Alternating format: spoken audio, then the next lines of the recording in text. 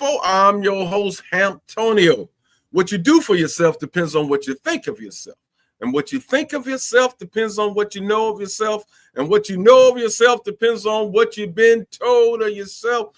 Got a great day for you today. A great day. Yes, this is the day we've been waiting for. This is the first day, too, of Black History Month. Let's savor in it a little bit because your boy,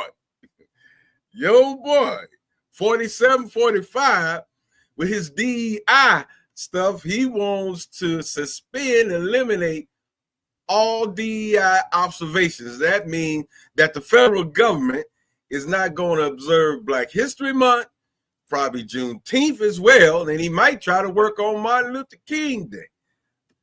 But they say that's written in the script somewhere. But again, this is where we at, my people. And that's why it's so important for you to fortify yourself, get yourself ready. This may be a blessing in disguise for Black folks because we don't tend to act and do anything until we're up under the gun, until there's some pressure, until you come on TV, you see tanks rolling down your streets, and then we want to pay attention and not pay too much attention to LeBron James and the football game because now things are threatening. But this is the time to fortify yourself, to learn yourself up on some things, on some knowledge, to knowing how to get together, to see what our ancestors have done in order to sustain themselves. That's what we know. That's inside of us. It's already there. But we've been tricked. So, great show for you today.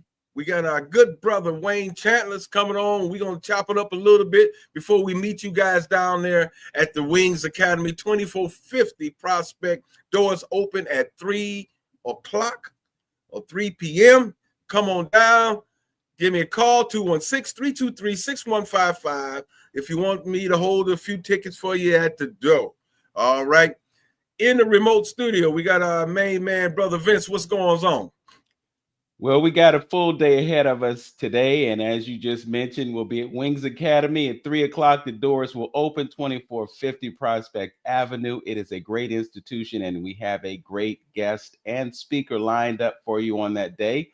Also, I want to let you know that there is going to be a photography exhibition at Larchmere Arts next Saturday. It will begin at 6 o'clock, and we have Dwayne Phoenix. He is an upcoming photographer. We want to showcase his work and open the doors of Larchmere Arts to artists in the community.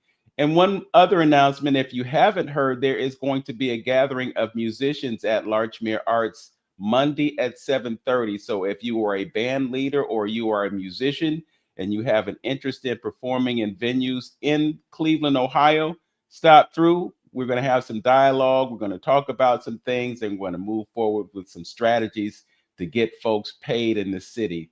So without further ado, we would like to welcome our guest. He is no stranger to 360 Info Network. He is one of our esteemed brothers, and we will be blessed to hear his words today at Wings Academy. Ladies and gentlemen, brothers and sisters, and everybody else. Everybody, Brother Wayne Chandler. Wayne, how you doing today? I'm doing great, man. Yeah, that put a serious smile on my face. Right on, my brother. Right on, my brother. Yeah, I guess I would have to say possibly the last 2 years. When you come on the show, most of the conversations has been set around financing, personal development and things of that nature. But I think some of the people and, in our communities may have forgotten that you are a serious historian and a lecturer as well. And I wanted to bring us back to, some of the things when I first, saw you, man, maybe about 20 so years ago. I don't know when it was. It was a long time ago. Long time ago, yeah, 20-something years. Yeah. It was a long time ago when I was sitting at your tutelage, listening to you, man, and getting informed, about some things. When I think about something, I think back. And I remember, I said, Dad, I got that from Wayne. You remember, Wayne, when you had that silver finger ring that you used to wear? Yeah, that's right. I got that from you, man. I wouldn't got one, and I lost that ring. I've been looking for that ring for 10 years, man. Something similar. I mean, they had some ones where it wasn't quite like I wanted it, you know. But if you in your travels, brother, if you ever find that ring again like that, man. I got that ring in London. Oh, wow. Yeah. Yes, man. I love that ring, man. And it fell off my, I don't know what happened to that ring.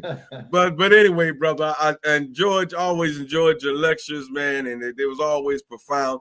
So I wanted to take people back a little bit and some of the things, and like you said, you had to go back to the archives and pull that stuff off, you know. But you know, and just like in my opening, I said that we have to fortify ourselves with information, you know, because we don't know which direction we're going with 45, 47.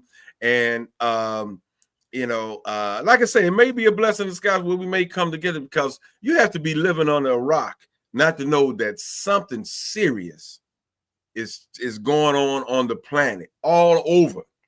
And that's why our attention and our focus have to be pristine. We have to be right there on, like they used to say back in the day, with the young kids say, on deck. We got to be on deck, you know, for right now to move forward. What are your thoughts on that, Wayne? Oh yeah, no question. I mean, we're barreling down, you know, the pathway, you know, to 2039, which is supposed to be the official age of the beginning of Aquarius.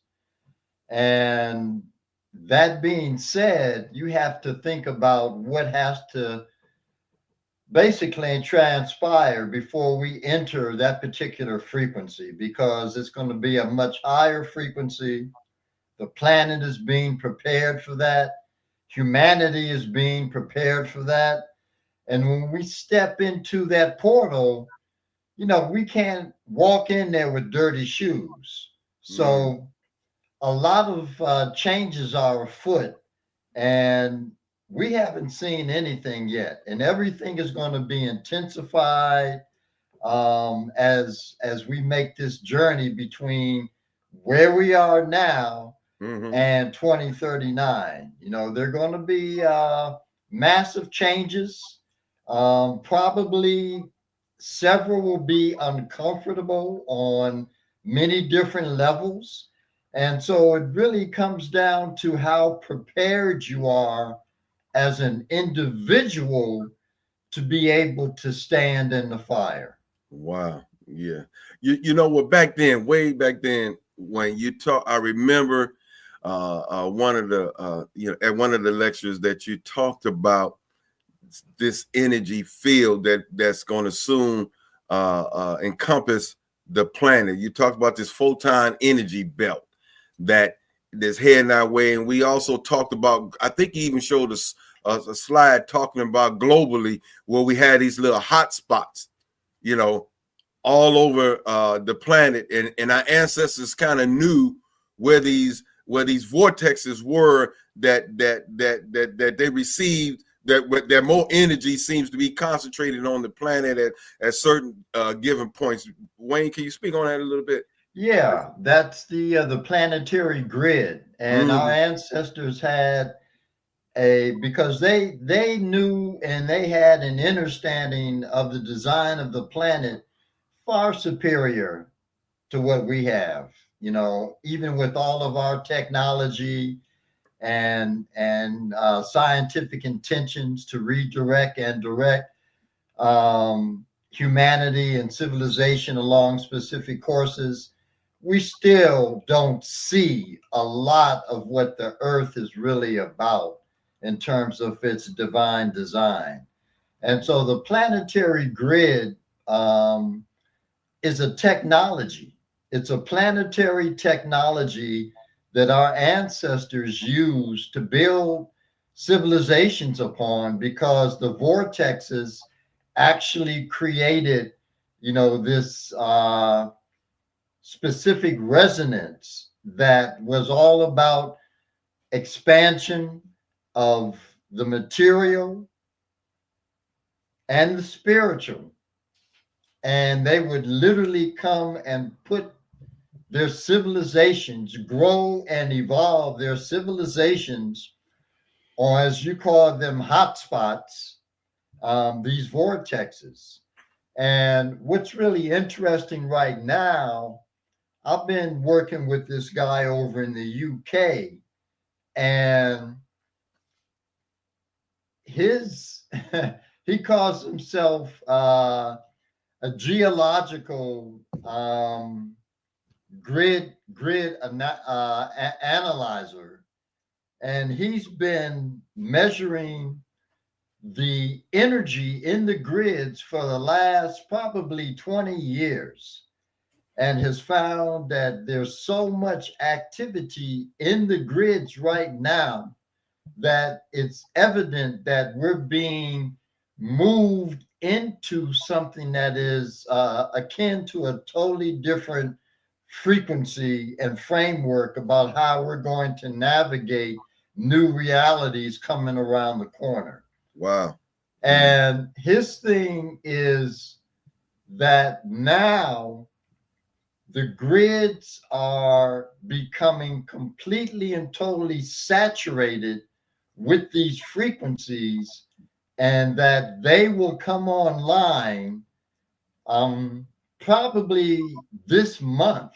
You know, he said either the very end of 2024 or the very beginning of 2025, that all these new founded frequencies locked within the grids are going to become totally active, and the entire grid pattern that surrounds the planet is going to go live, and that's going to have an imprint on all life in terms of activating and expanding in frequency via consciousness all life on the planet.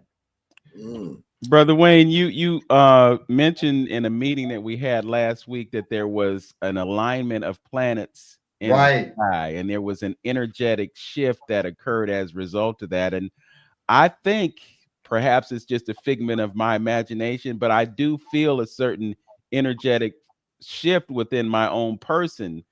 Can you comment about that phenomenon? Yeah. We had that take place, and it just, the main crux of that design just ended really a couple of days ago. So, yeah, if you're doing any kind of a practice, you're going to be absorbing that frequency, and then it's your responsibility through your practices that you have, meditation, internal design practice like pranayama, qigong, to be able to take that energy that you have absorbed and retain it, hold it within the core of your beingness, so that that energy now has a direct imprint and influence on your genetic code, and is operational even after the alignment ceases to be.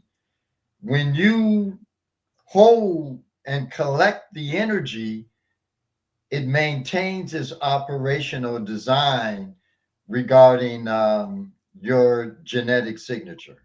Yeah. You know, Wayne, I remember when we talked about during that time, and you say it constantly all the time, when we talked about this new energy and this new shift, you always talked about the importance of us being ready to receive this energy. And I think you might have said that for some, this energy may be detrimental to you if you're not ready for it. It's detrimental to most because, we've been living in a three-dimensional construct, and our systems are not really 5D ready. And so a lot of what our current mission is to move as far out of our three-dimensional framework back into our natural fourth dimensional framework so that we can be ready for our journey into 5D. That frequency is so evolved that most of us have just not done the work to prepare ourselves for such a shift from 3 into 5. So you have to look at our diet. You have to look at the factors of pollution in the cities we live in. You have to look at the fact that most of us don't even know how to breathe. So the meridians that are responsible for absorbing and moving that energy from one part of the body into another through the organs, through the glands, are so congested that when we download that energy, it's going to be uncomfortable for most. Brother Wayne, there are probably folks who are listening who don't know the difference between 3D, 4D, and 5D. Is there a simple way that you could explain it to them so that it makes sense? It's frequency. It's the ability when you go from 3D into 4D, it's all frequency. So, for example, I can stand in my kitchen and with this little garage door opener, I can press a button. It sends a frequency through the infrastructure of my house, hits my garage, and opens my garage door. Everything is frequency.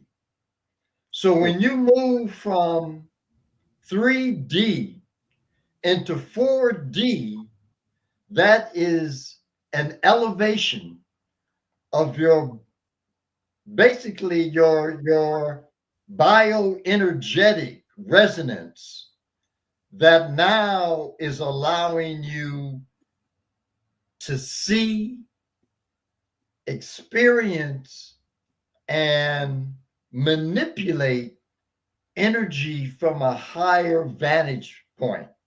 So now you've become not a prisoner of your three-dimensional construct.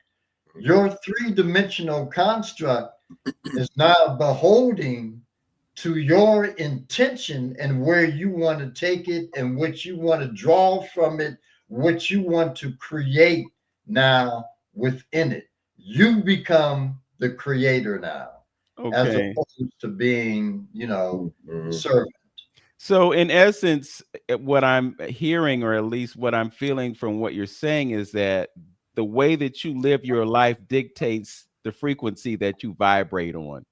And when you alter certain things about the way you live your life, you can enhance your ability to vibrate at a higher frequency, or you can lower your frequency based on things that you do that are detrimental to that. Definitely. I use your word, Wayne, no question.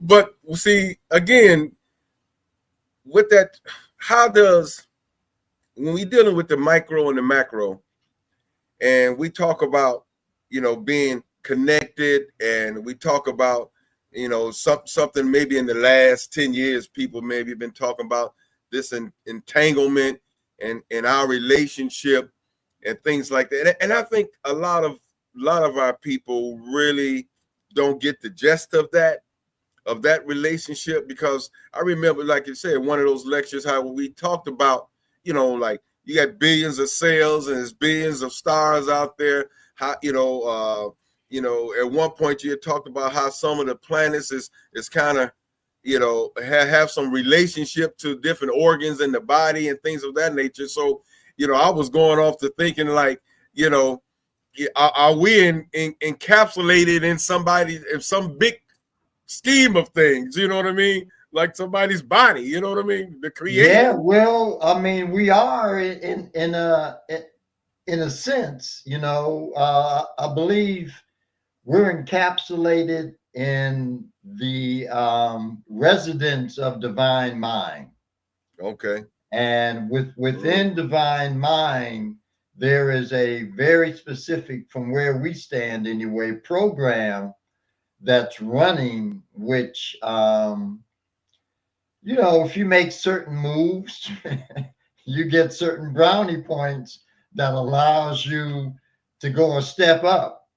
And when you get to that level of accomplishment, you can do other specific things that will allow a enhancement of your frequency, and you can step up to another level, which allows you a deeper level of control with respect to the environment of which you are a part.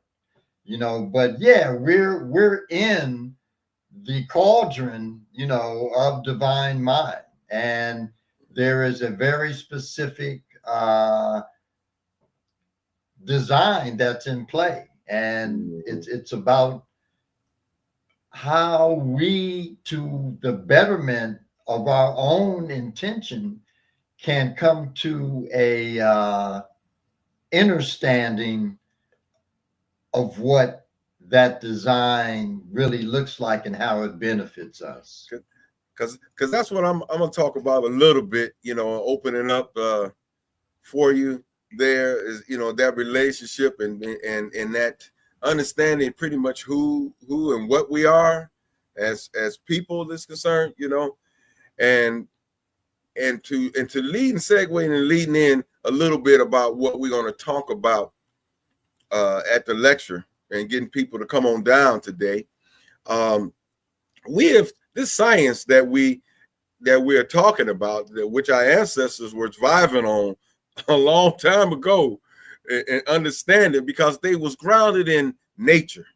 They was grounded in, and I jump on some of my Bible scholars sometimes, because the church tends to veer you away from the cosmos, as it's, ooh, spooky, don't pay no attention to that. But I always bring them back around to say, wait a minute. In the beginning of Genesis, the Bible say the firmaments in the heavens would be for signs and for seasons and for days and for years. So if you negate the cosmos, then you're missing some of the signs of what's happening and what's going on. And our ancestors knew that. And my point of what it's kind of leading into what the lecture was, some of our participants who come would be blown away to see that we have took this knowledge all over the planet. Yeah. All over the planet, we took this knowledge all over the planet, showing folks, teaching folks, building structures that is relative to the cosmos and how it relates all over the place. Could you touch on that a little bit, Wayne? If I could, just real quickly, I just want to interject this.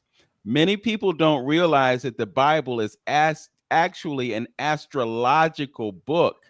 When you look at the fact that 12 disciples and Jesus was 13, he was the 13th entity. 13 is a very spiritual number. There are so many astrological references in the Bible, but when we talk about Christianity and we talk about astrology, many Christians will push back on astrology saying, oh, it's a cult.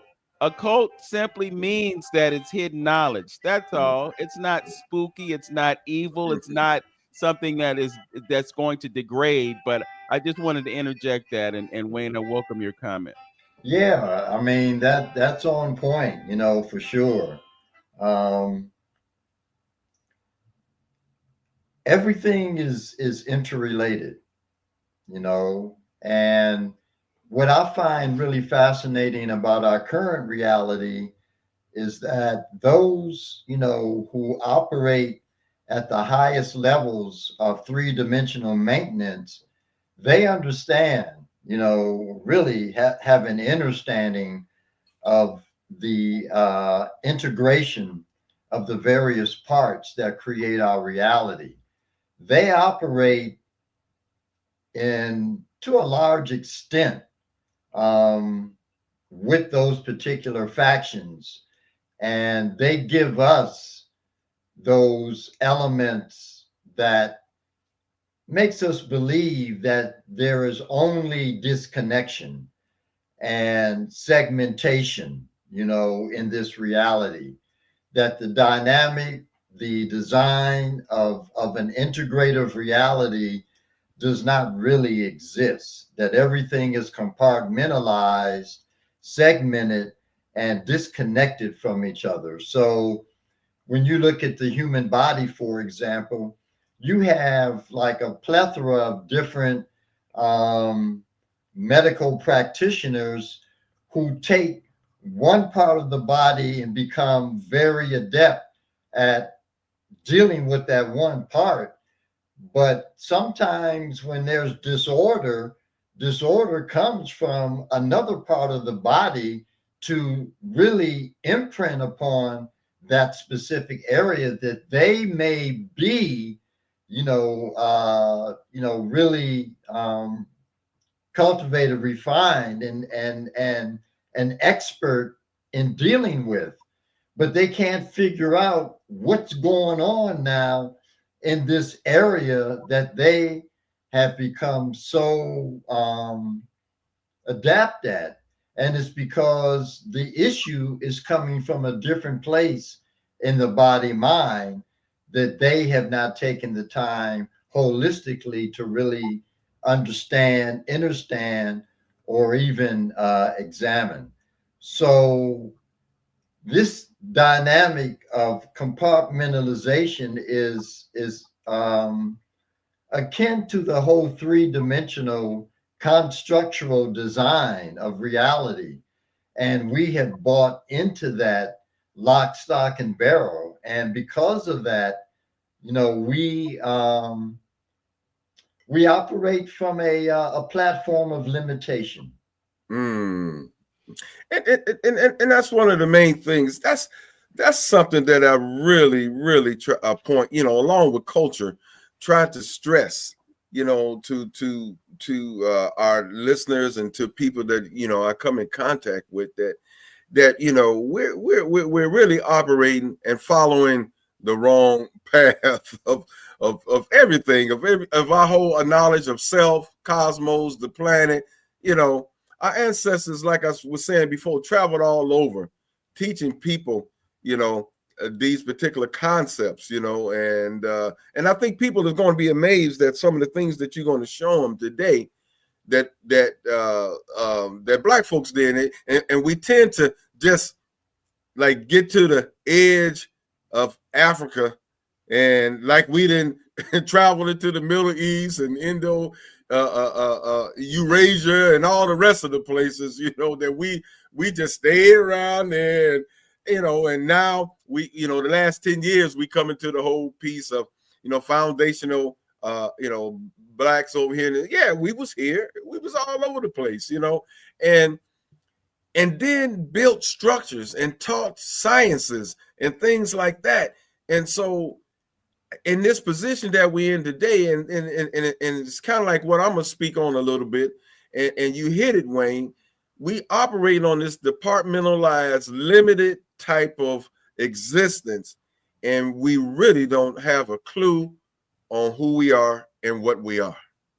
I want to interject too that it seems as though this compartmentalization is something that functions to keep us away from our understanding of our divinity. No question. And keeping us away from our understanding of divinity keeps us away from the power that enables us to handle the things that we need to handle. So there's a lot of intentionality in terms of the way we're socialized into doing things and herded into certain ways of thinking. You mentioned the medical industry. One doctor doesn't know what the other doctor does, but you got all these systems in the human body that work together.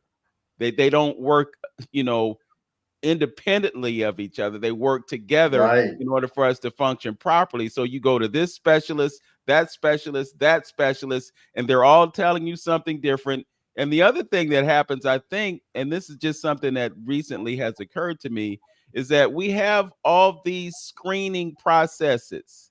It's like the doctors go on witch hunts to find something that they could see as being potentially wrong, and then they want to attack it, you know. And but when they attack it with something that's unnatural, and then that causes problems, and then now you're just piling up problems that they can treat and charge you for. And yeah, you only pay 20%, but sometimes 20% is a large figure, and it all contributes to the business of medicine and what they call healthcare, which essentially is death care. I want to take this time to remind the listeners that you're listening to 360 Info Network right here on AM 1490 WERE. Our guest is Brother Wayne Chandler, and he will be at Wings Academy today. The doors will open at 3 o'clock. Tickets are $20 in advance, $25 at the door. And if you're interested in a ticket, you can call 216-323-6155. Connect with Brother Hamtonio, and he'll do what he can to hook you up. Also, just want to give you this quick reminder. We are streaming live on YouTube and Facebook. It would be really great if you could go to our YouTube channels, like, comment, subscribe, hit that notification bell so that you get notified when we do these kinds of broadcasts. Brother Hamtonio? Yes. Thanks, Wes. Yes, it's I was an amazement when you first talked to us and did a lecture about the black presence in India, because some folks see this thing is good. This thing is crazy out here because we are all over now. That's why I say things is changing and going awry. We having all these debates about our black presence now. It seems like it's in the forefront of most conversations when you start talking about history and things of that nature. Were these people black? Are the Mayans, the old Olmecs, you know what I mean? And I'm saying it's got to be halfway obvious.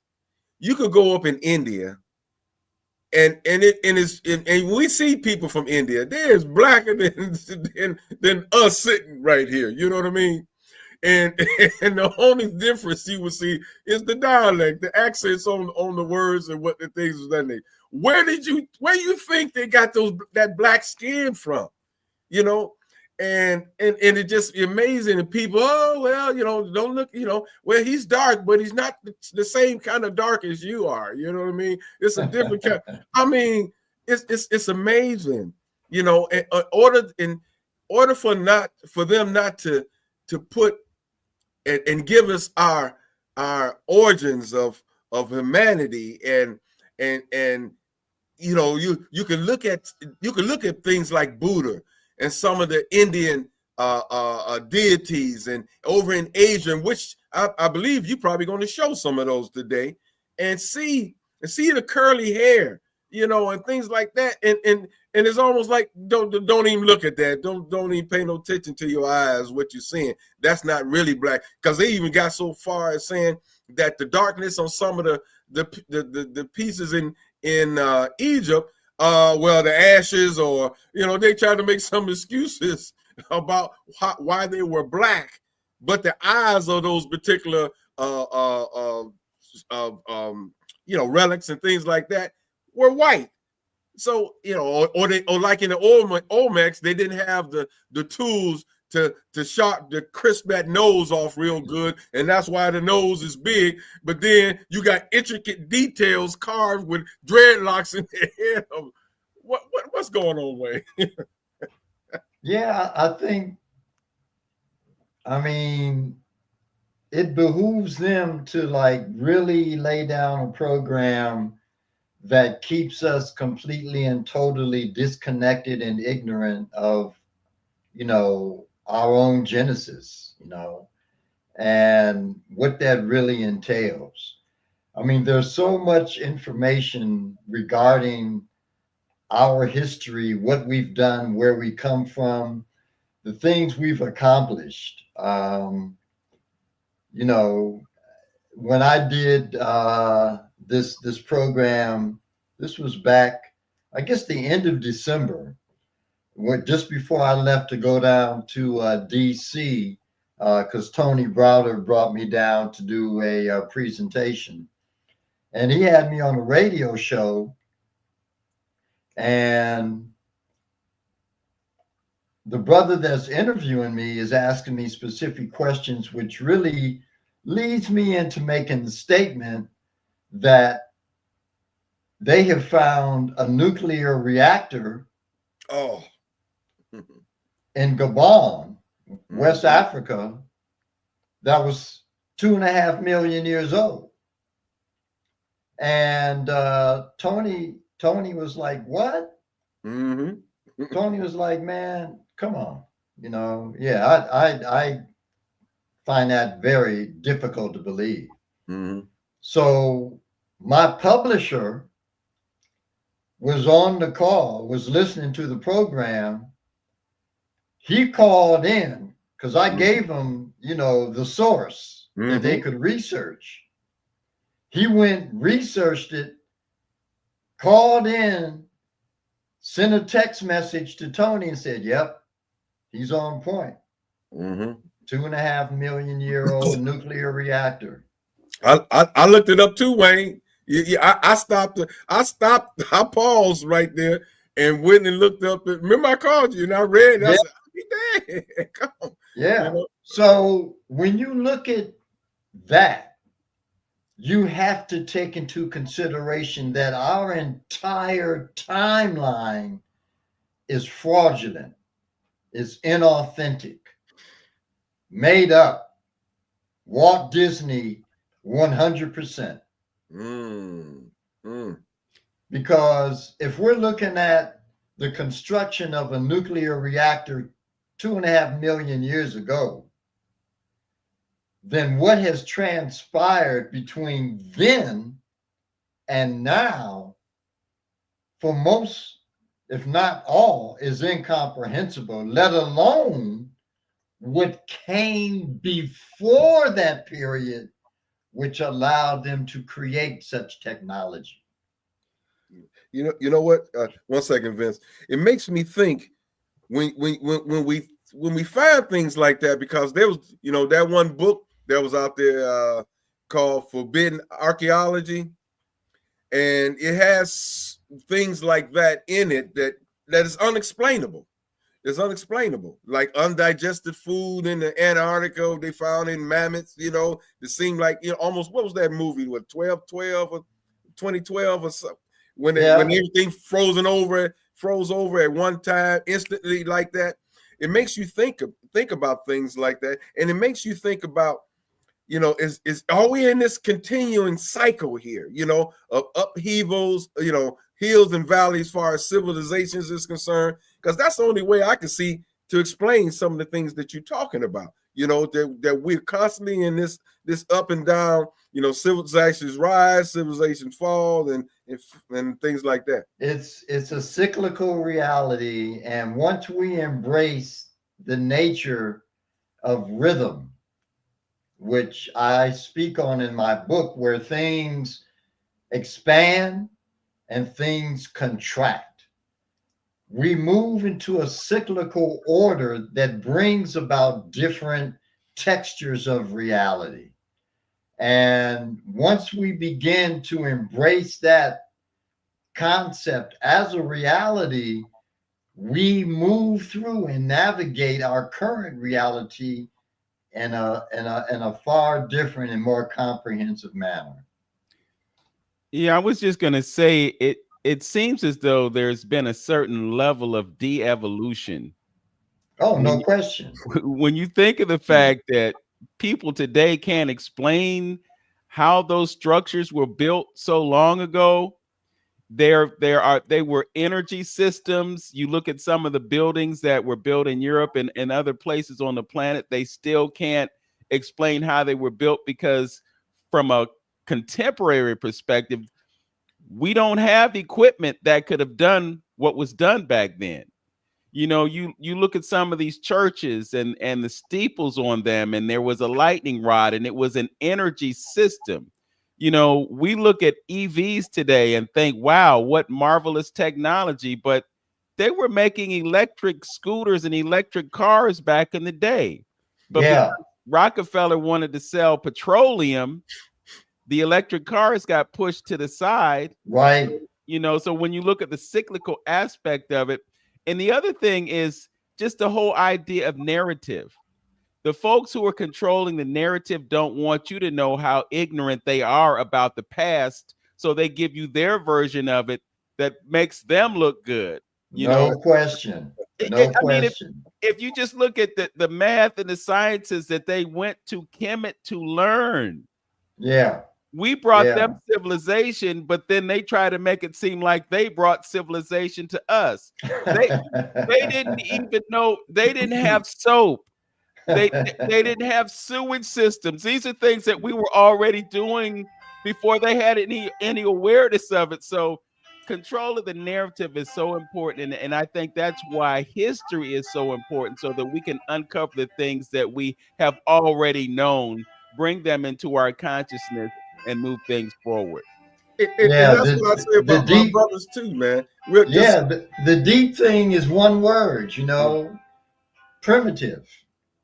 mm, They have us thinking that when you go back, you're stepping into a primitive reality. yeah, yeah. And so Mhm. once you embrace what has transpired in the past as being primitive, then you look at the things that were created at that time, and that takes you even deeper into this reality of just confusion of Mhm. how these things were created and put upon the planet.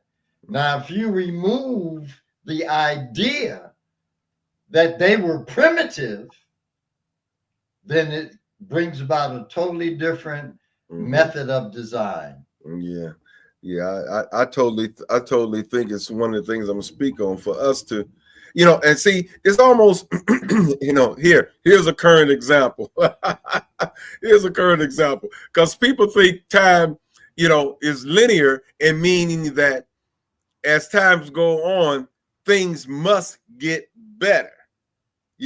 Sometimes we associate time moving forward with things getting better because we've seen, hey, we were in slavery. Now we can sit up here and talk about some things and things of that nature. But you can see right now, who says it has to be linear? 45, 47 just gutted a lot of this, the six programs that's been around for 60 something years. Who say you can't go back into slavery? Who say you can't, and see, we think and we take that for granted and don't think that it can happen. So we be lackadaisical in our movements and our organizations and things. And this is critical times, So we definitely, it's definitely cyclical. We definitely can revert back. Yeah, I think, and a lot of that, is based on where we are. Those mechanisms of cultural and human manipulation, they take on a different texture and frequency because slavery looks different. Mm-hmm. Doesn't have to look the way it did, a few Yeah, centuries ago. yeah, It yeah. it it takes on a complete and totally different, design. Mm-hmm, Yeah. mm-hmm. Well, the illusion is freedom. People think living in this country means that you have a certain level of freedom, but in actuality, this is a country of slavery in on so many different levels. But we're delusional about it because we embrace what they tell us about being free. Mm-hmm. It's it's really profound, and because we have to keep in mind that we're operating within the in terms of the Igbo, the Uga Azi, in terms of the blacks of ancient India, the Kali Yuga, that we're operating within this age of deception and illusion. And what these ages tell us is that whatever is presented to you, don't look at that and take that, embrace that as a definitive reality. You have to go and look beyond what's not being presented, what's not being seen, because that's where the reality lies. And it's I was looking at the confirmation hearing of this woman, Tulsi Gabbard. It was fascinating. It was really fascinating because they're really grilling her on both sides. I mean, they do not want her in there because of the information that she has, and that she actually carries some degree of moral balance in terms of how things need to be done and implemented in the world today. And she brought up, because she was always a part of the Democratic Party before she switched over to the Republican Party.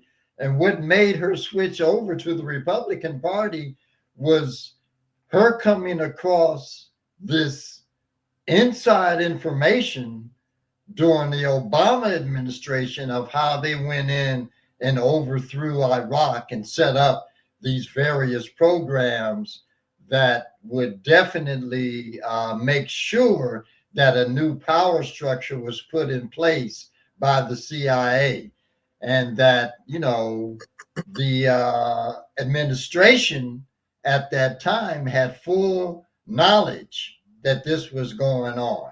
So you see things. I'm looking at so many of these hearings and coming away with, wow, that happened?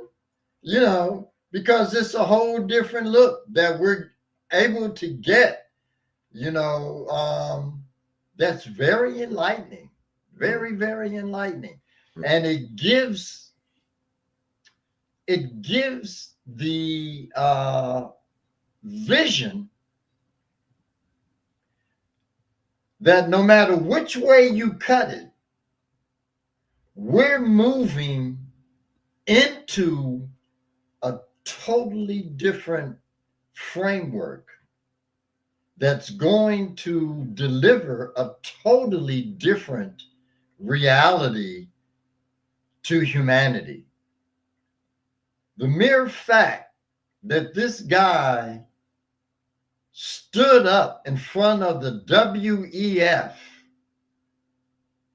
and made this proclamation of change, I was like, whoa, you talking to the devil. And you talking to the devil like that? That to me was deep. I don't know what his agenda is. I have no idea what his agenda is. We have to wait and see what this cat is really going to do. But what I tell people is that you cannot wait for someone else to implement whatever their program is. You have to do you.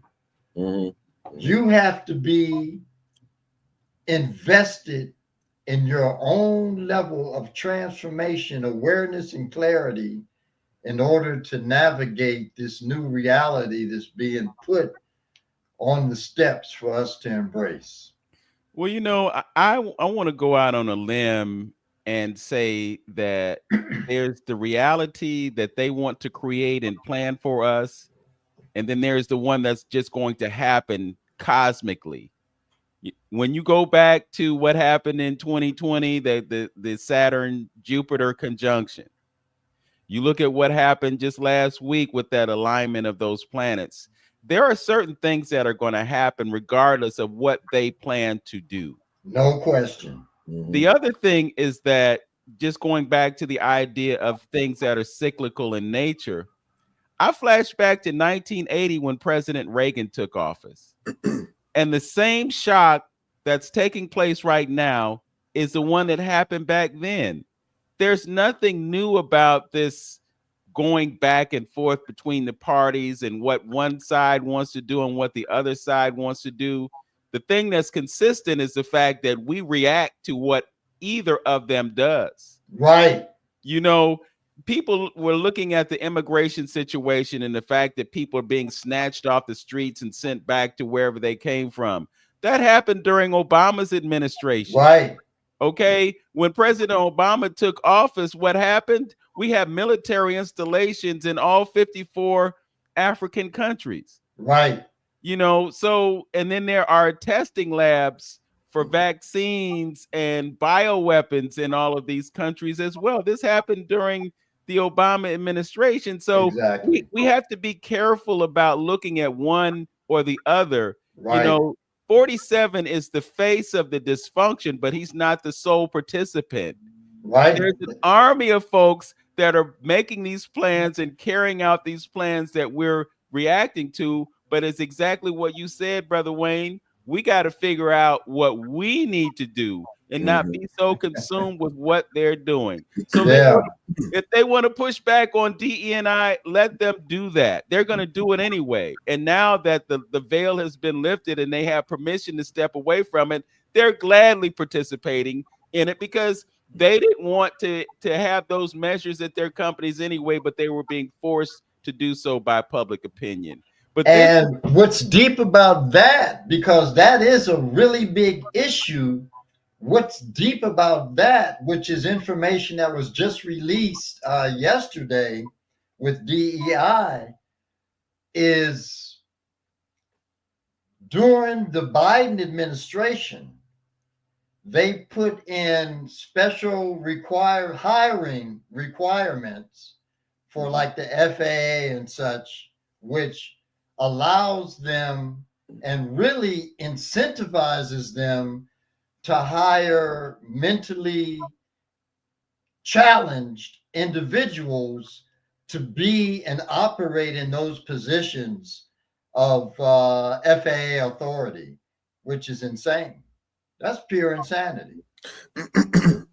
You know, so again, it's like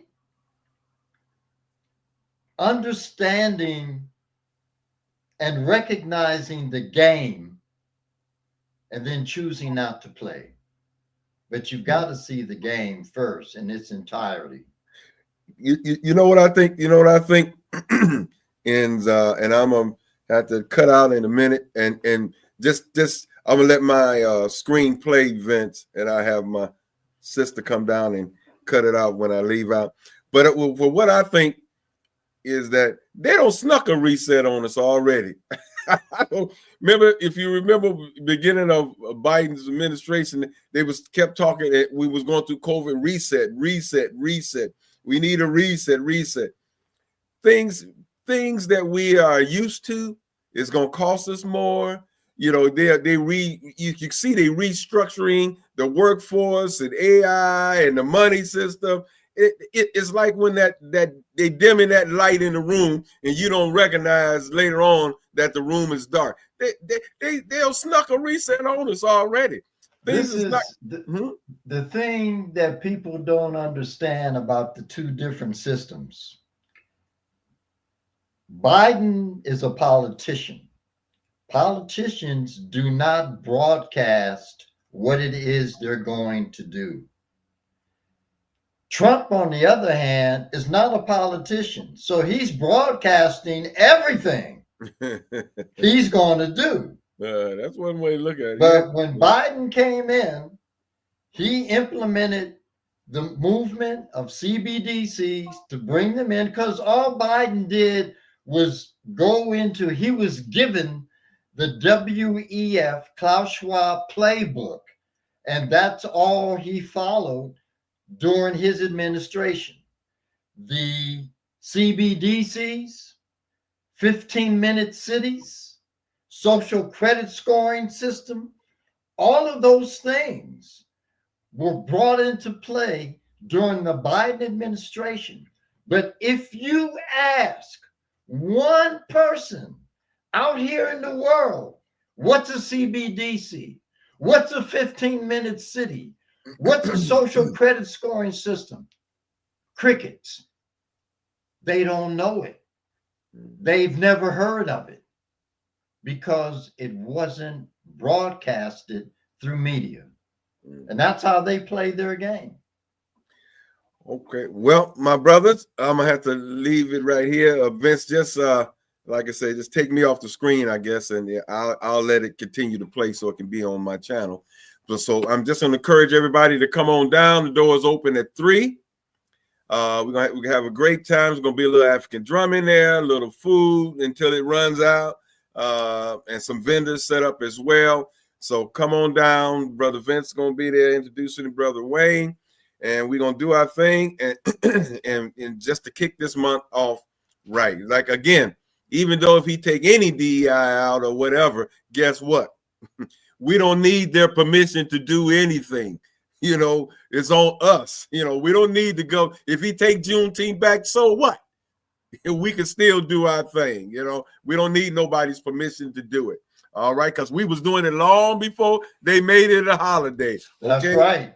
All right. That's right. All right. My boy Silas is in town, and he was talking about which I didn't know, that it was Kent State University that took Black history from a week into a month. They initiated that. They created Black History Month, taking it out of the week. Oh, wow. That's all we had at the beginning was a week. Yes. Well, I'm going to embellish that on the other side of noon. Wayne, if you can hold on for a few more seconds or a few more moments, we'll do that. But I also want to take this opportunity to reiterate to those who are listening on the radio that there will be a program at Larchmere Arts, 12726 Larchmere Boulevard next Saturday. We have Dwayne Phoenix. He is a photographer, and he's going to do his very first photographic exhibition at Larchmere Arts. So we welcome you to attend. It's going to be free and open to the public. Come and see some art and connect with this brilliant young new artist. Also, want to give a shout out to our engineer, Tone Harley. My brother, he is the man at the studio, at the controls, making sure that we are on the air and we're on YouTube and Facebook. So we thank him for that.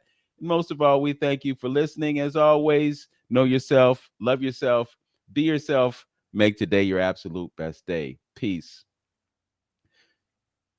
To those of you who are with us on YouTube and Facebook, our guest is Brother Wayne Chandler. He will be doing a lecture at Wings Academy today. That is 2450 Prospect Avenue, right downtown Cleveland. It is a magnificent building.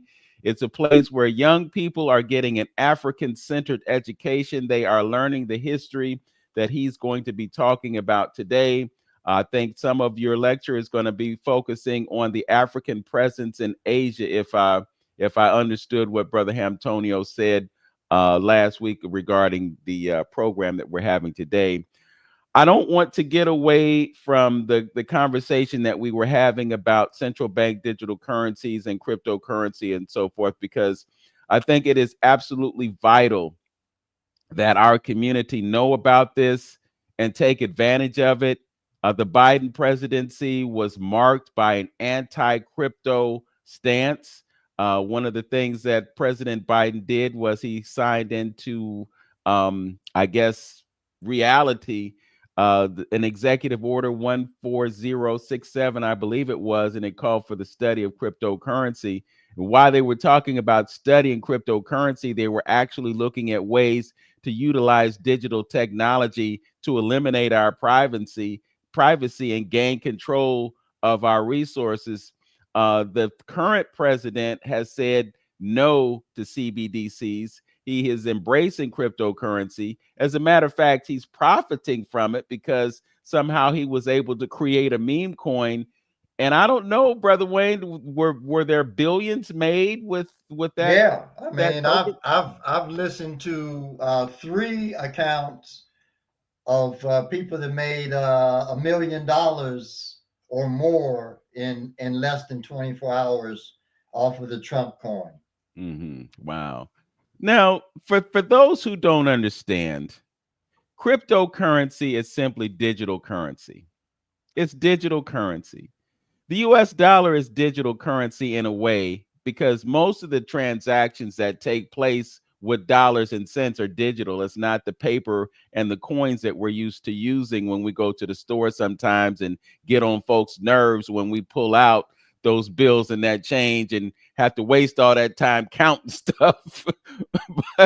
but basically what it is, you have currencies, and people are able to acquire these currencies at a relatively low price sometimes, and somehow based on the demand for that and the activity in the marketplace, then the circulating supply of it, they gain value.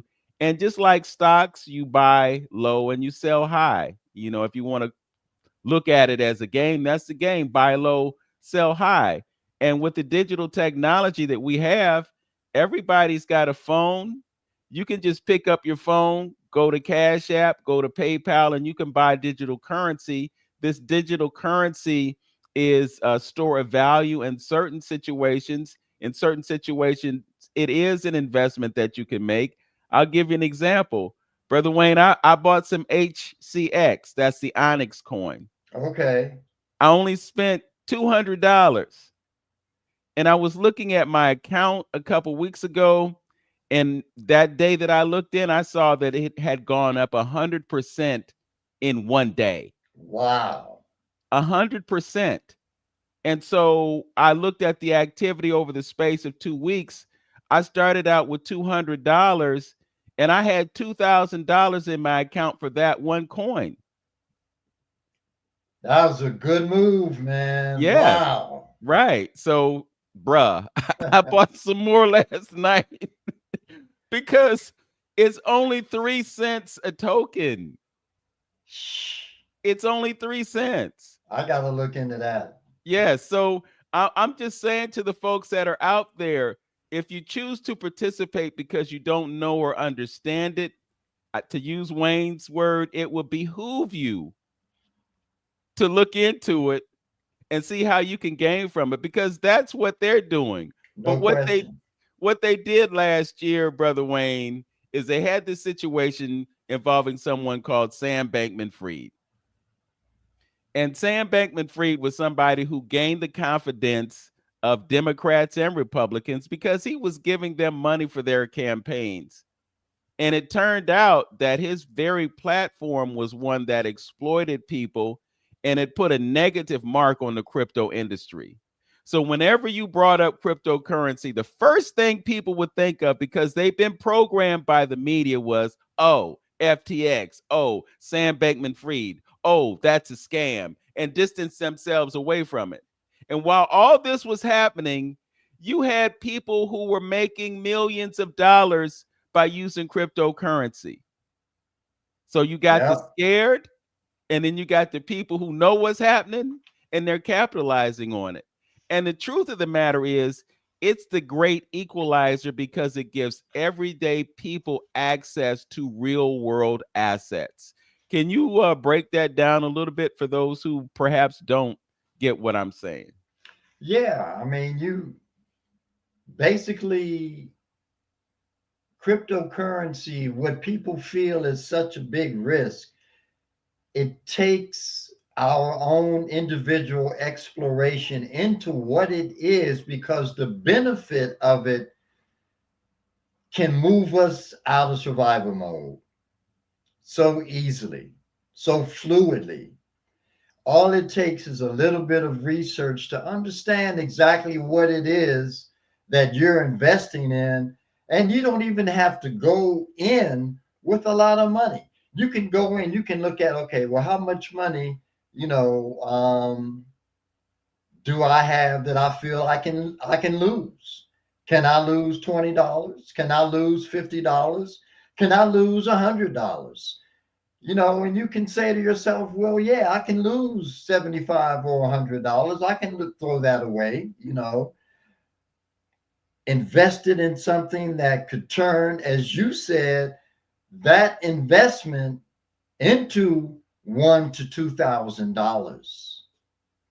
I mean, it doesn't get any better than that. I mean, right now, my crypto holdings have just quadrupled.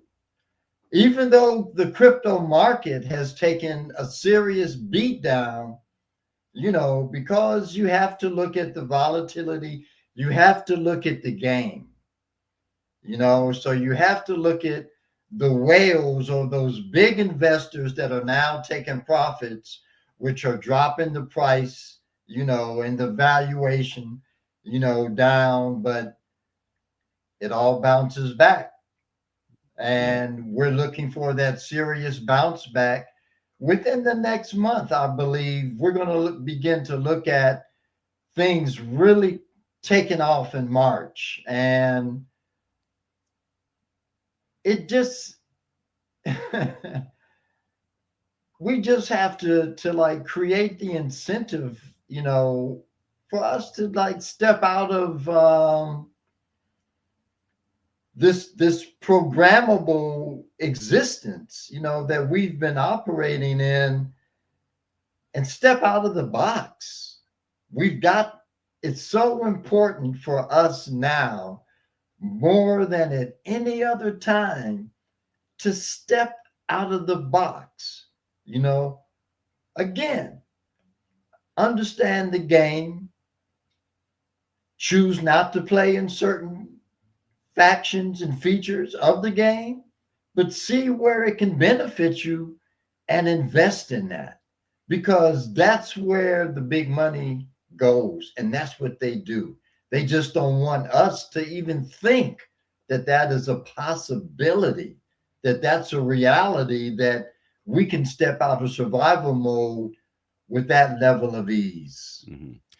Well, the whole system is based on confidence. When President Nixon removed the US dollar from the gold standard and US dollars were backed by anything tangible anymore, then it was really just a matter of our confidence in a system that could work for us. But the problem is that our confidence is waning because we're looking at the reality of the way the system has been used against us. For instance, look at the idea of inflation. We've had a standard for years that, inflation could be 2% a year. That was comfortable. But inflation is merely a tax. And I can remember working at a company where we got cost of living adjustments. So if there Right. was inflation, our paychecks would be adjusted to fit that inflation. But at a certain point, they stopped doing that. So if you have 2%, 3%, 4% inflation every year, but your wages don't go up commensurate with inflation, then you're behind. And now that inflation is being misrepresented, they're telling us that it's 3% or whatever, and it's in actuality 10%. Or You can more. or more, you can never get ahead. And they use the lack of money as a means of control. So if we're not doing something to get ahead of inflation, then we're going to be trapped by it. Yep. We live in a survival mentality where we're doing everything that we can to keep up with our bills. That's the reality of it. We exist to maintain a certain control over the debt. And the debt is also the thing that enables America to create more and more and more money and maintain their control over people. So if we are stuck in this mentality, we're not even saving. Back in the day, Brother Wayne, it was the whole idea was save 10%, right? Pay yourself first, right? Well, if 50, 60, 70% of America is they have less than $1,000 in savings to face any type of catastrophe that they might be dealing with, how are they really realistically going to be able to invest when they can't even really save money? So the currency has been used as a means of control, and we have to do what we can to subvert that control, grow our resources, and be able to afford the things that the elites, they don't worry about whether or not they can buy eggs. If eggs go up to $10 a dozen, they got $10. Right. But Yeah. that person that's working minimum wage, working 1.5 or 2 jobs, that $10 is a big deal to them. What are your thoughts? Yeah, no question. I think one of the things that happens in this particular culture is so much of what we use has been weaponized.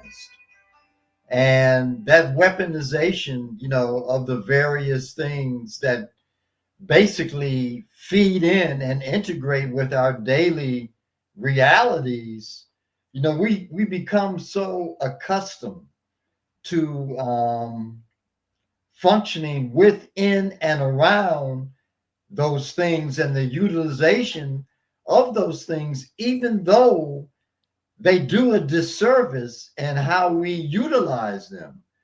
And some time ago, I made this statement that, we cannot use the weapons that are marketed to us against the very powers that oppress us and create, manufacture, and provide us with those very weapons, regardless of whether those weapons, are social, political, economic. We have to really look into, again, what we were just talking about, just the fabric of our current culture, identify those things that lie outside of that culture, embrace those things, because that's where our ability to generate power and the ability to manipulate our current reality, that's where those things lie. They lie outside of the general three-dimensional socio-cultural construct that we have been forced in to play. And we in order for us to shift the culture that we are a part of into a morally um, constructive and spiritually instructive reality, those are aspects, dynamics that lie outside of the culture we navigate on a daily basis. You And that's where we have to go. you mentioned that you watched the confirmation hearings for Tulsi Gabbard, and you talked about her disposition. And we have conversations about the feminine divine and feminine energy. And there's no question that it's necessary to have both sides, both energies involved when it comes to this idea of governance. The age of Aquarius is one that is being characterized as one in which feminine energy comes into more prominence. And I heard you say that we're looking more like 2039 as opposed to right now as the beginning of the age of Aquarius. But could you talk a little bit about perhaps the growing momentum of feminine energy in the way we govern ourselves? Yeah. It's the necessity that we need in order to create balance and eradicate dysfunction.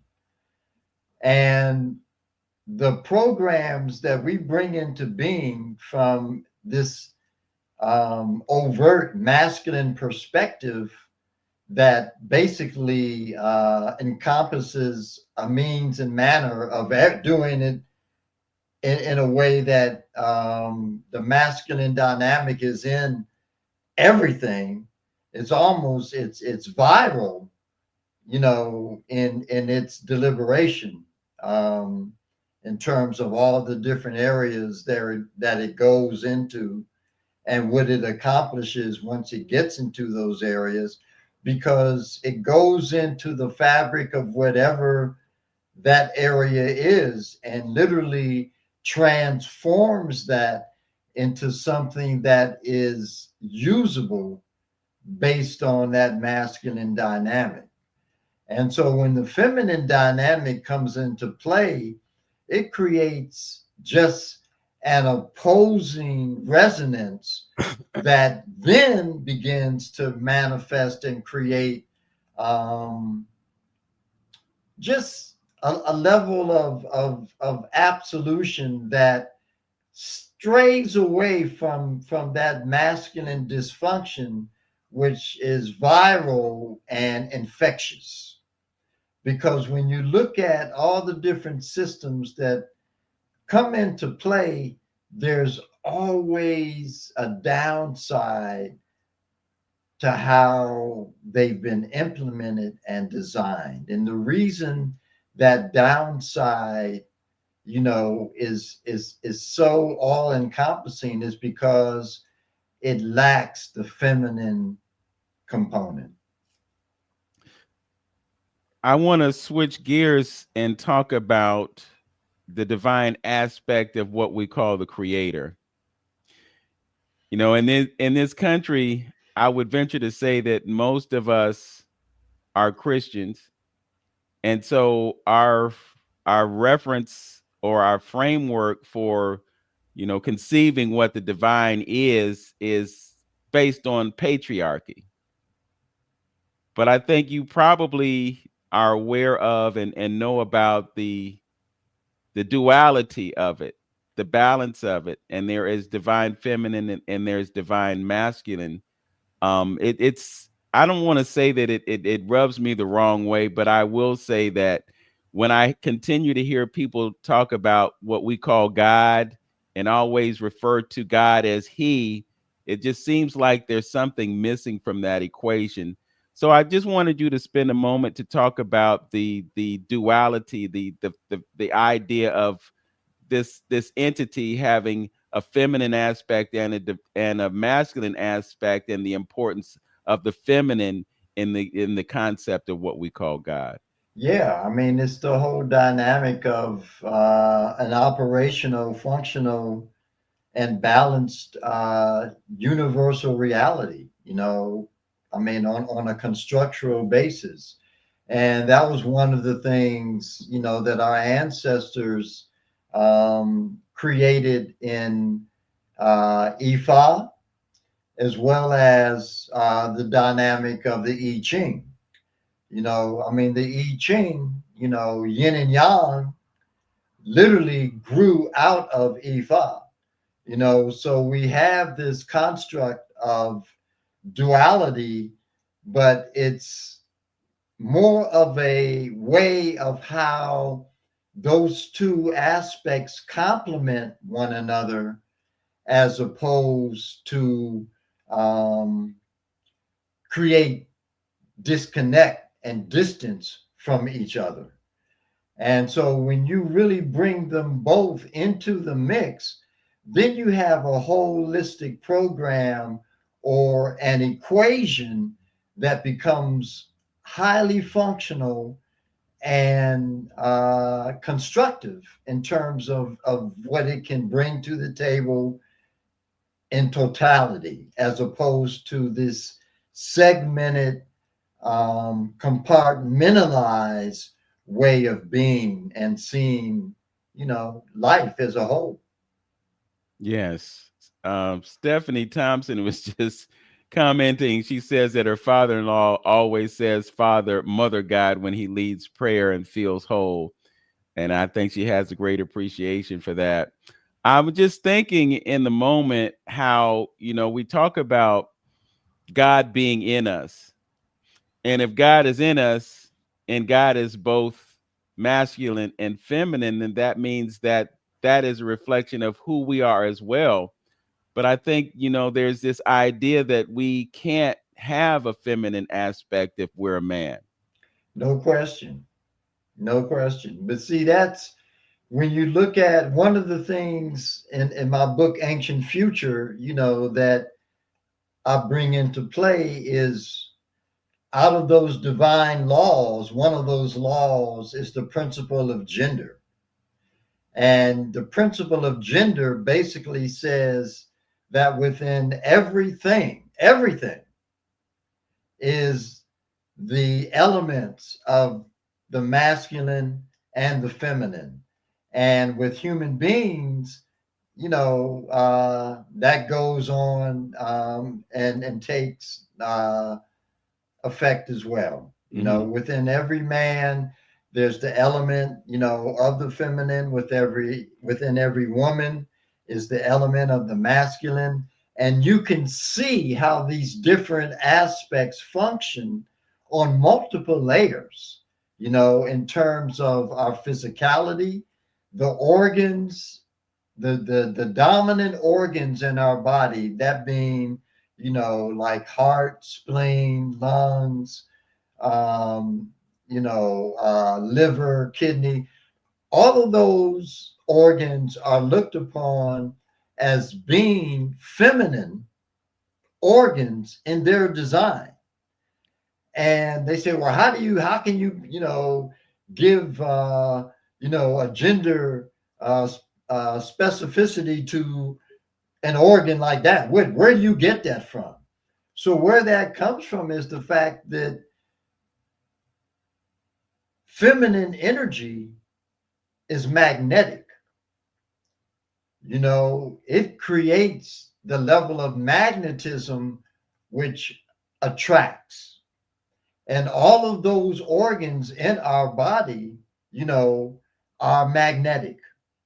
Whereas the organs that are masculine, which accompany those, deal with a more linear electric dynamic that comes into play, which creates the whole sphere of the electromagnetic energy that encircles the planet and operates within and around us as human beings.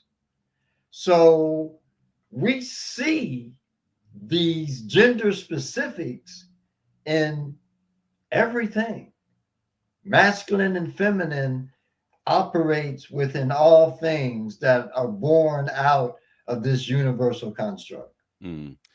I could be wrong about this. I'm just thinking on the top of my head, but it seems as though there's that masculine, feminine, even on an atomic level. When you look at neutrons, protons, and electrons, that dynamic exists. No question. It's in everything.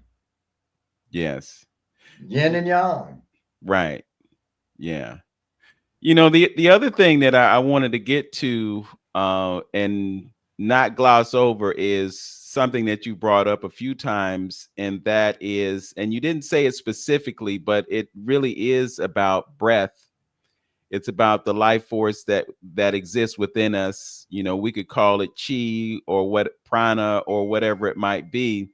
But one of the keys to us being able to raise our vibrational level and truly embrace and understand that fifth dimensional existence is having an awareness of our breath and the things that we can do to raise our vibration. I wanted you to touch on that a little bit, just so that we give our viewers something that they can use to enhance the quality of their lives today. Yeah, just using breath, having a controlled inhalation and exhalation, and taking the very tip of the tongue and putting it on the ridge that runs along the roof of the mouth.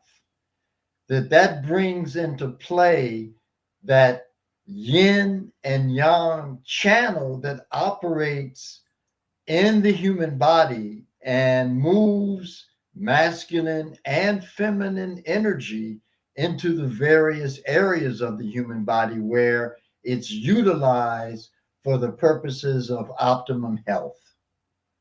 So, just having a conscious awareness, just beginning with that, having a conscious awareness of how you breathe is going to change how you navigate your day. Just being aware of how you're breathing, Right. because we're not. And then you have some people who might breathe through their mouths instead of Right. through the nose, or Yeah. they not fully understand diaphragmatic breathing, where Right. when you inhale your stomach expands, and when you exhale it collapses, so to speak. You're Exactly. just basic things, but of course breath is the most important thing to us, because if we don't have breath, then we don't have life. But if we gain more control of our breath, then we can gain more control of our life. And I'm also hearing that it's really important at times to slow our breathing down. Some of those yogis could take a breath and hold it for like 3 or 4 minutes or longer. The cessation of breath is an actual, it's a science that goes into the elevation and expansion of one's consciousness just by practicing cessation of breath. So Instead of just breathing, on the regular, you know, take that breath into a controlled format where your inhalation, you know, is elongated and your exhalation likewise is elongated. I mean, there are specific patterns of breath work where you can inhale to a count of 6 or 7, and you hold the breath to a count of 3. And then you exhale to a count of 6 or 7. And then you hold for a count of 3.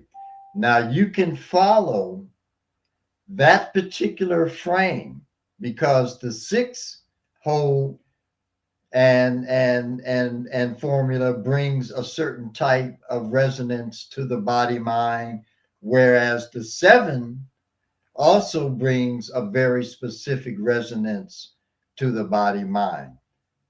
They both are different, but they both actually create a level of mind body expansiveness. mm. One method that I discovered a few weeks ago was a 13-8-5-3-2-1 method, and it was described as a way to bring yourself into an alpha state much more rapidly. So you would breathe in for 13 counts, and then you would hold it for 13, and then you would exhale 13, and then do the same thing with 8, then 5, then 3, then 2, then 1. And if you go through this process, it will help you achieve the alpha state much more quickly. Talk to us about the significance of that alpha state. That's where things happen. I mean, that's where creativity takes place, is rooted. One of the things like dealing with the breath, working what we refer to as the central channel, and creating or bringing into what is called the Akash dynamic, because it moves into the impartial mind where the alpha state is generated from and in along with the dynamic of creativity. So when you go in and you actually embrace that state of being through doing a manipulative process and how you're breathing, then you become and hold access to the creative process in ways that you can't imagine. So the impartial mind is where the whole creative construct operates from. And to get into that place is through the breath. So the breath is key. And we have to stop and think that we can go for days, weeks without eating. And we can go for days without drinking. But we can't go but for minutes without inhaling oxygen and bringing air into the human body. So something that is that profound must have other attributes that can be used to our benefit. And what we've done is we have skirted beyond the functionality, productivity, and just operational divinity of what the breath brings to the table. A statement, things are brought into being by the perception of intention and balance. Medicine as a science of disease has very well increased disease. Religion as a science of sin has very well promoted sin. And economics as a science and study of poverty has filled the world with want and lack. These programs that we have invested ourselves in and live in on the 24/7 have to be removed and shifted and reframed if we are really going to get out of life the things that we need. Yeah. I couldn't agree more, Brother Wayne. When you talk about economics and whatnot, when I look at economics, I think about how we live in a consumer-based society. And it's about how much we can eat, how much we can buy, how much we can accumulate. But reality is that less is more. And the less we eat, the better off we are, because we eliminate the strain on our bodies to process all this stuff that we're taking in. The reality is that when we have these processed food diets, it just takes its toll on our body, and it causes the disease and dysfunction in our body because we're putting things in that our bodies can't work with. No If question. you look at whole foods versus processed foods, Right. and it comes in, it's got to come out. Yeah. So we're like these machines walking around the planet processing the garbage that we buy because it's good, it tastes good, it looks good, but it doesn't do good. And the process and program of complexities is a intentional design to distract us and keep us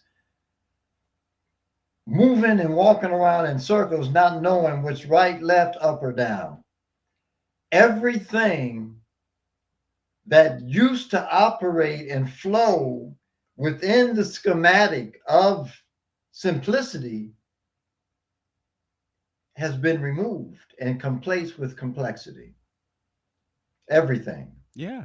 On all levels. Right. Medicine, money,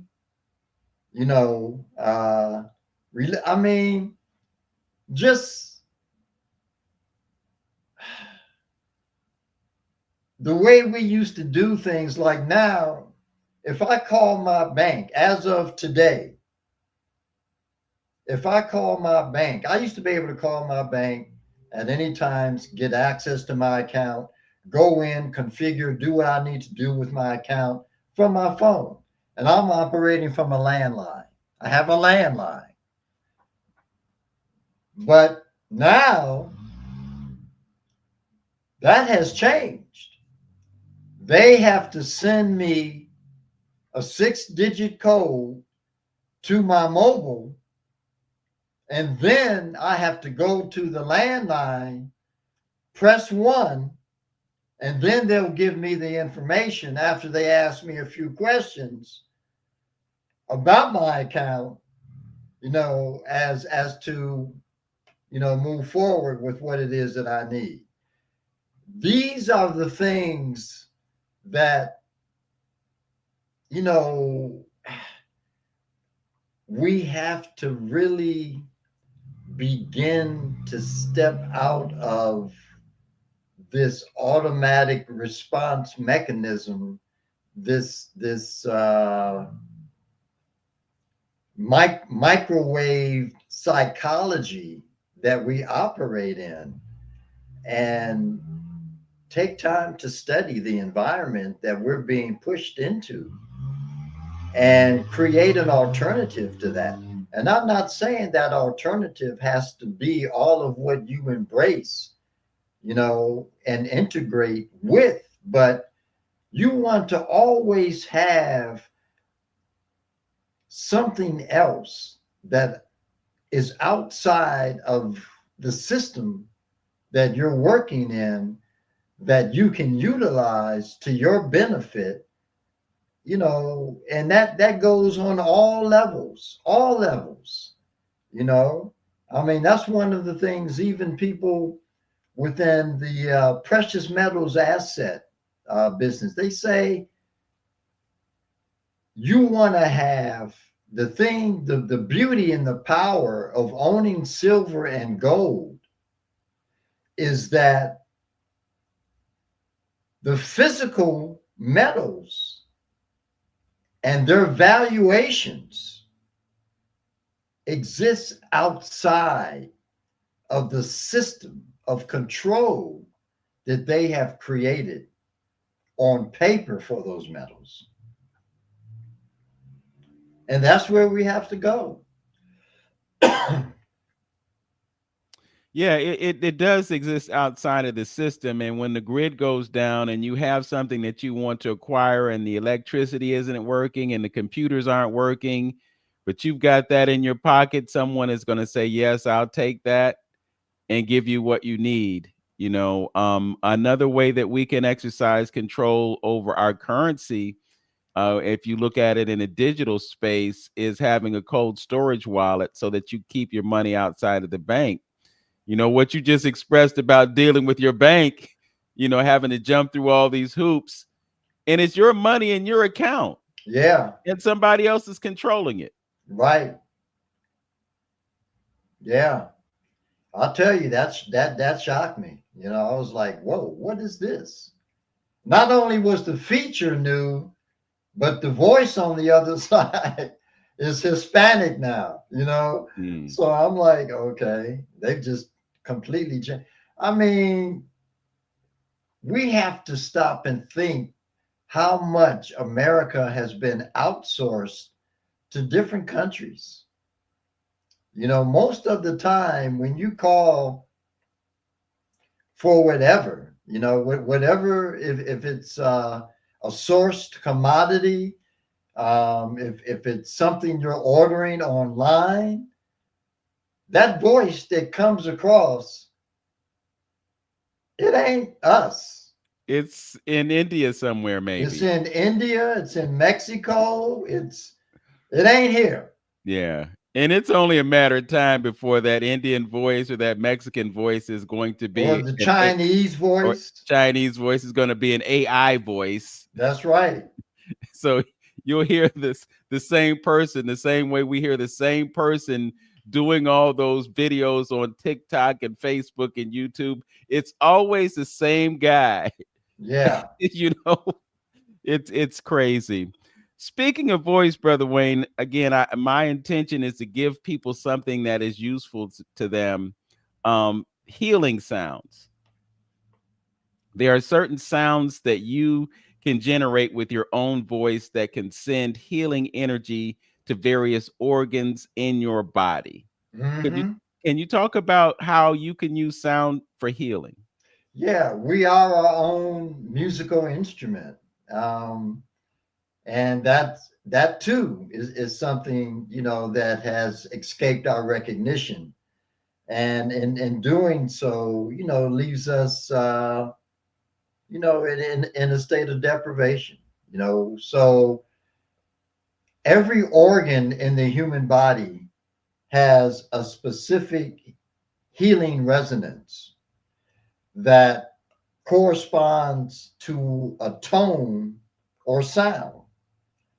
And that sound, when used, expressed, toned by the individual, sends a vibrational resonance directly into that organ, which infuses that organ with higher levels of vitality, and therefore greater levels of systemic function. So, for example, the lungs, the sound for the lungs, which has two, the sound for the lungs is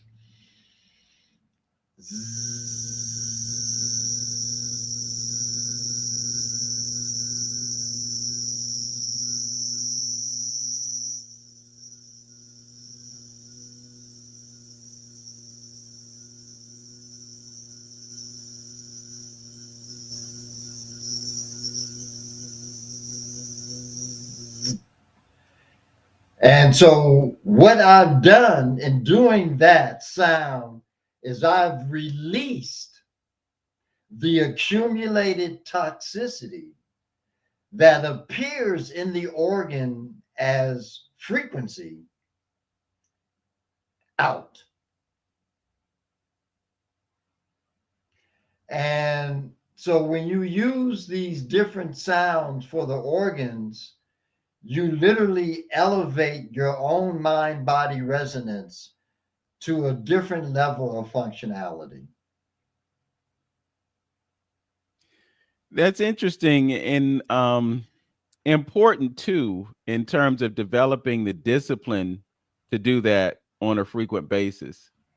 And that's what qigong is about. And then you can look at things like tai chi. They use movement to give you some of those benefits. I think it's important, just in light of the fact that you're doing the lecture today about the African presence in Asia, to understand that a lot of this comes out of our civilization, comes out of African civilization. But these are tools that we have been privy to in years past that we've kind of stepped away from. And I think returning to this knowledge, returning to these practices, returning to this discipline can play a major role in our functionality and allow us to vibrate at that higher frequency so that we're not stuck in that survival mentality. You know, the very first chapter of your book refers to the universe being mental. And I think about that when I consider the practices that you have taught and some of which I implement, knowing that you can do these things and you can use your mind to manipulate energy in your body. Yeah. The idea of bringing something up the front channel and down the back channel, the idea of circulating something 9 times, around the crown chakra and then sending it down the back channel. These are things that when we have the capacity to learn and to understand, then we can implement those things and get some benefits from them. But if we're just scrolling on Facebook all day, every day, or we're tuned into the sports games or watching the news or all the things that we do to occupy our time, and we only have so many minutes, hours, and seconds in a day, if we could begin to bring some of these practices into our lives, there would be a direct benefit to our quality of life. No question, without a doubt. Um, there's so much that we let get away from us that we shy away from because it's something that we think is outside of our comfort zone. And the thing about it is that it really doesn't take a lot of energy and time to embrace a different means and method that's going to benefit you substantially, especially when you incorporate it. See, it's not different, it's not time that becomes the culprit. What becomes the asset is consistency. That's what really creates change in the body mind and connection to a deeper spiritual resonance. It's having a particular practice and then having the consistency that's ongoing to do that practice. When you have that as your operating equation, you will see change come about in your life at a very accelerated pace. Yes. I have to testify, brother, because I've experienced that in my life. And my challenge at this point is to have the discipline to be able to do it every day.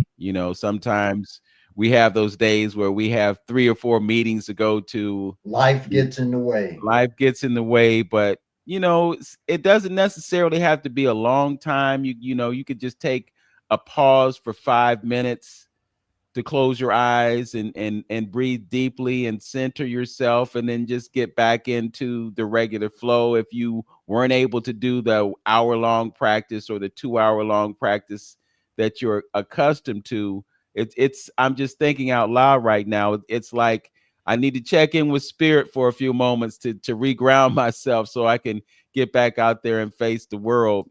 I also want to testify about what you were saying about the connection of the tongue.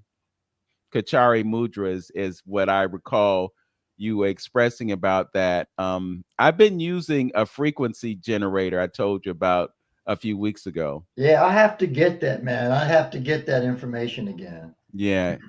But it's really interesting when you do certain things and then you feel a sensation in your body. I'll turn on the frequency generator. I'll adjust it to a certain frequency. I'll connect the tongue to the roof of my mouth, and I get a physical sensation. Yeah. Sometimes it's just bringing these 2 fingers together. Even right now, Yeah. this mudra right here, I can feel it in the tips of my fingers. I can, and when I meditate, generally, this is the position of my hands.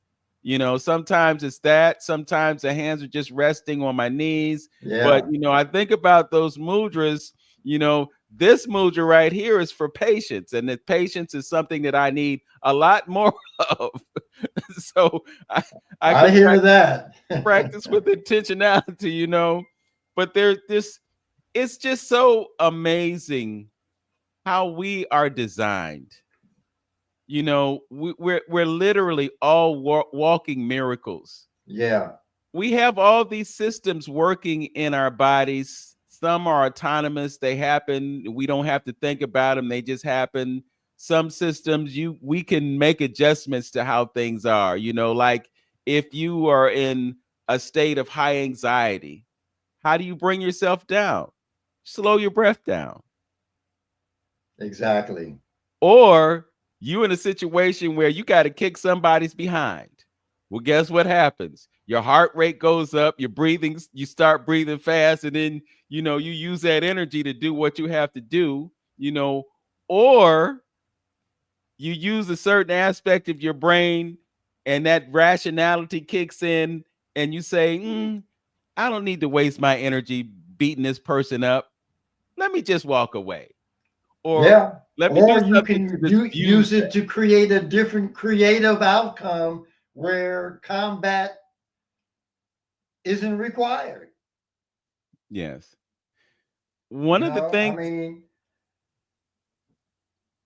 it's we just don't utilize our tools that are God given to the best of their design, you know, and the benefits that they bring us. We just don't use them. somebody is asking for a couple more sounds for various organs.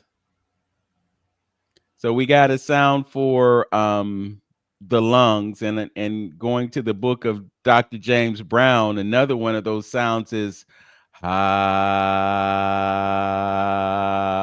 the lungs. But you're the expert, so I'm going to let you give that information. Yeah, the lung sound has a couple of sounds. You know, the z is one. And when you do that sound, what you want to do is you want to feel again the vibrational resonance. So when you do the lung sound to like zzz, you feel that resonance, that vibrational frequency in the lungs. You feel it. Um, Another sound that would be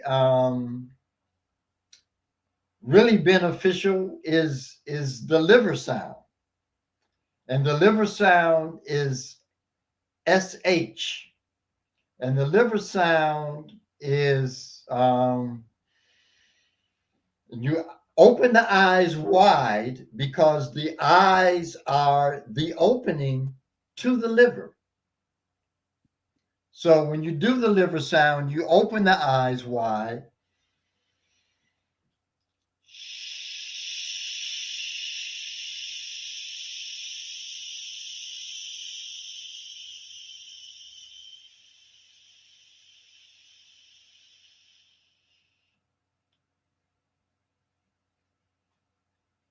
That energy goes directly to the liver, and what you feel when you do the sounds is that sense of relaxation.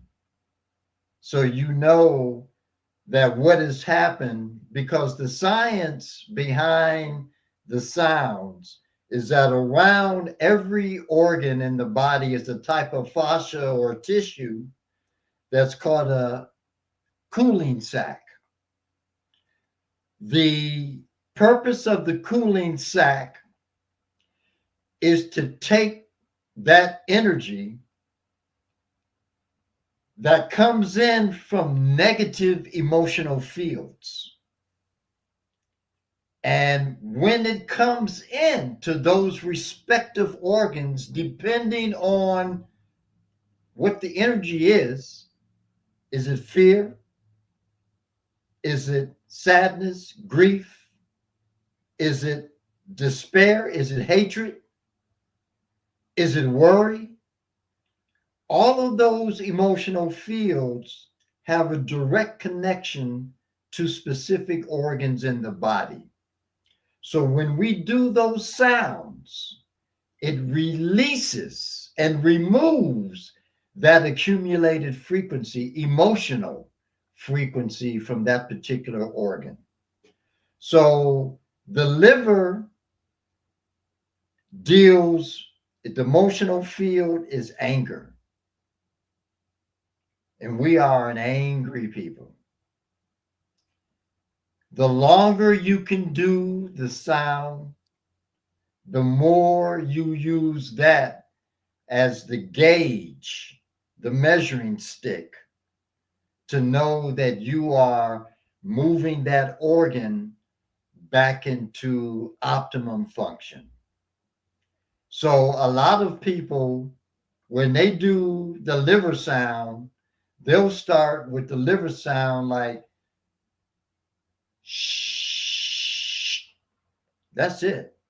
That's as far as they can go. But then the more they do it, they get to that place where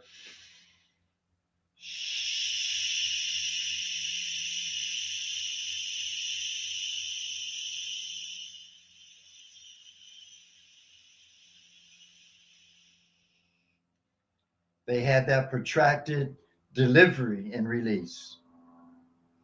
And that's what you want. That lets you know that when you go from shh to an extended, prolonged expulsion of the sound, of the tone, that you're making extensive headway. Okay. There are other sounds that you can make, and there are also other methods of breathing. I know you have taught alternative nostril breathing. Yep, because that deals directly with getting into the area of the mind that is designated as the font of creation. Okay. Yeah, the impartial mind. Okay. Well, as I said, it was my intention to bring folks something that they can use. Brother Wayne, you do conduct retreats where you teach Qigong. I know you had one back in December, and you're currently planning another one for a little bit later in the year. I'd be happy to provide that information to our listening and our viewing audience so that they know when the next one happens. Tell us a little bit about what happens at your retreats. The retreats are all about mind, body, spirit expansiveness. So we undergo a variety of different mind, body techniques and practices to integrate, align, and create a more significant fusion with spirit, with our spiritual self. And in doing that, it creates a level of self empowerment that we can take into the world when we get back in the world and apply it as a means of regulating, um, shifting, recreating, and managing our daily realities. Okay. Your website is waynebchandler.com. My website is waynebchandler.com. And we're working with a new site. We're building a new site that is going to be very specific to a lot of the events that we have, because I do retreats, but I've got two things coming up this year. I've got the retreat coming up this year, and then I have a tour to Cambodia that's also coming up this year, next fall, that is going to be dealing with the African presence in Cambodia. And if we can get into Vietnam, the African presence in Vietnam as well. But definitely we're going to do the African presence in Cambodia. Okay. Well, today you're going to be doing a lecture about the African presence in Asia, and I believe India, and And so China. you and China. So you'll get kind of a preview if you attend the lecture today. It's not too late to get in. If you want to get that $5 discount, call our brother Lynn Hampton to get in a $20 holler instead of the $25 holler, and that's 163236155. Looking forward to what you're going to share with us today. And I think it's also worth mentioning to our viewers that you worked with Brother Runoko Rashidi, Dr. Runoko Rashidi, when you were with him and Dr. Ivan and Serdima. So you've done a lot to illuminate this idea of our presence around the globe. And you're not going to listen or hear these kinds of things in the classrooms in the Cleveland school system, except perhaps at Wings Academy or some of the universities. The same thing. You have to go out of your way to get access to this knowledge. So I would encourage you, I would implore you to come to Wings Academy today to get what Brother Wayne has for you. Thank you so much for joining us today. As I said, I'm looking forward to what you bring today. And I'll see you downtown, brother. Okay, my brother. It's been a great share. Thanks for having me. All right. And we got one more comment. I'm going to give Stephanie the last word. She's asking, what books can we follow up on the organs and sound therapy? This is one of the most helpful pieces of information I've heard in a long time. Many thanks.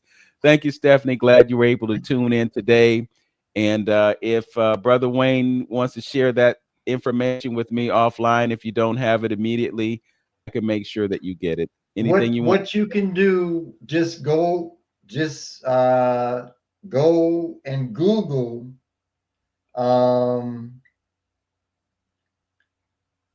Montauk Chia,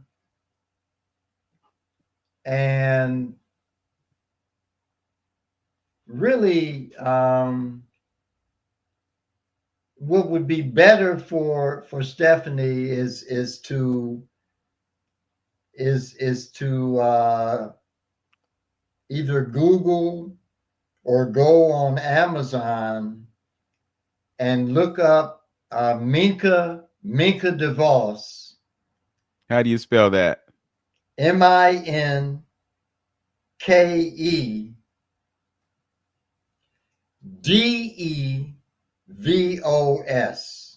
Okay. And Minka Montauk, DeVos.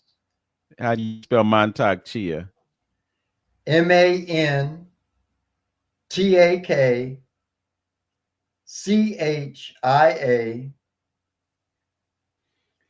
Minka's book is hold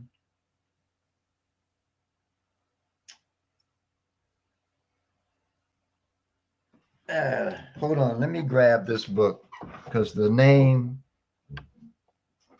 evades me right now.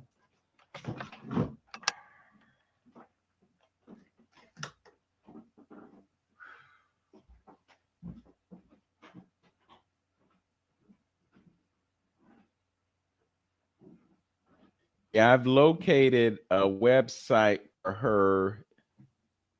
Let's see, Yoni Shop.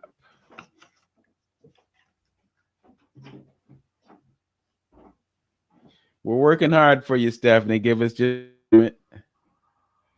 She's got some visuals on her page.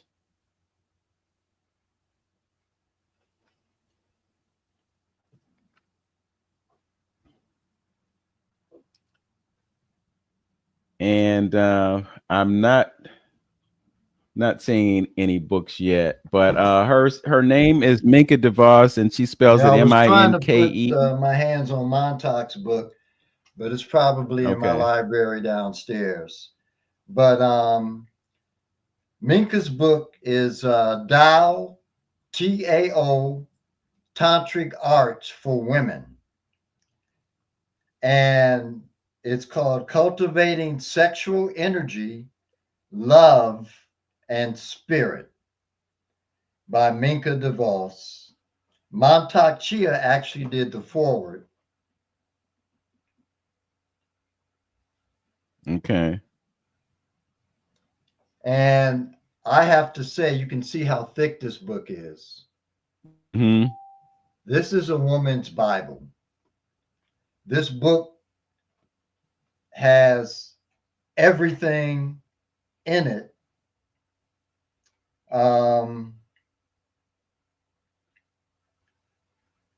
It's just it's amazing, but it has the sounds in it along with everything else. You know, heart and healing, cultivating the female breasts, the jade fountain, cultivating the yoni or the vaginal orifice, Jade Egg Practices, Tao Tantric Qigong, Shamanic Empowerment, Cultivating Your Energy, Exploring Sources of Vitality, The Alchemy of Love, Conscious Love Making. And it goes on and on and on. I mean, the book, has, 361 pages. Okay. Page a day and you get it done in 1 year. That's right. Lolita Ewing, one of our friends, I think downstate, is asking a program today. Unfortunately, it is not going to be on Zoom. So, but I may videotape it. I don't know where it's going to land afterwards, but no, it won't be on Zoom. So you're in Columbus. It starts at 3:30. If you jump in your car, you can make it by showtime.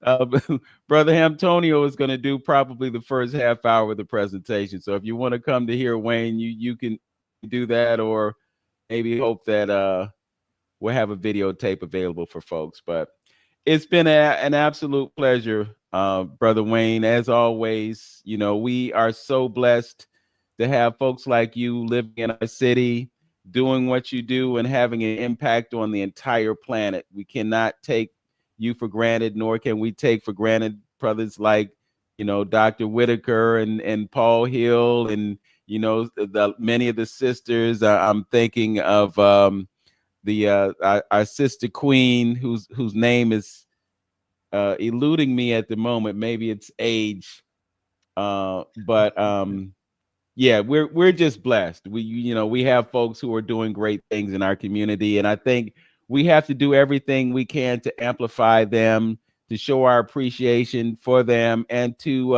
I don't want to say take advantage. I will just say benefit from our Right. connection. Yeah. Benefit, because we all serve